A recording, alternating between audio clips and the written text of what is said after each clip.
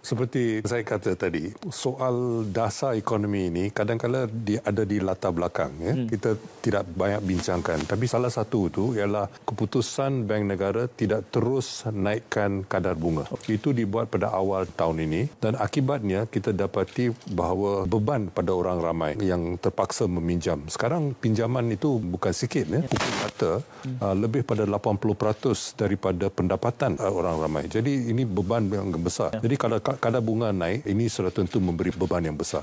Apalagi dengan rakyat jelata yang terpaksa meminjam daripada alung dan sebagainya, kadar bunga itu jauh lebih tinggi daripada kadar bunga yang biasa. Jadi itu memberi kesan yang besar bagi orang ramai, tetapi tidak sesuatu yang disebut, yang tidak dibincang. Tapi ada kesan buruknya juga, iaitu akibatnya kerana bank pusat yang lain semua naikkan kadar bunga, akibatnya kita dapati ramai orang yang bawa duit mereka ke luar negeri.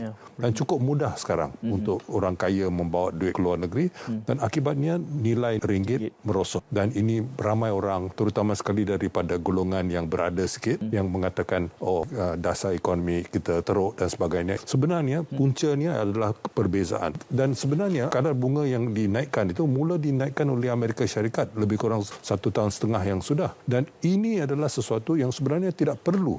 Kerana kalau kita lihat dengan teliti, yang menyebabkan inflasi bermula itu adalah faktor-faktor seperti perang, seperti pandemik, seperti ketegangan antarabangsa dan sebagainya. Bukan soal permintaan yang berlebihan.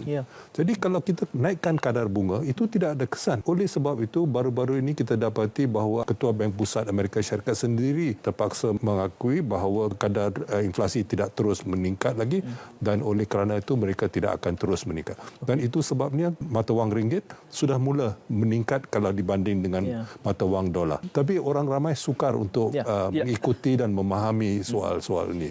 Jadi ini satu punca kritikan terhadap kerajaan. Saya rasa kita bersyukurlah kerajaan tidak pedulikan sangat, sudah tentu peka tetapi tidak menghiraukan sangat kritikan seumpama itu.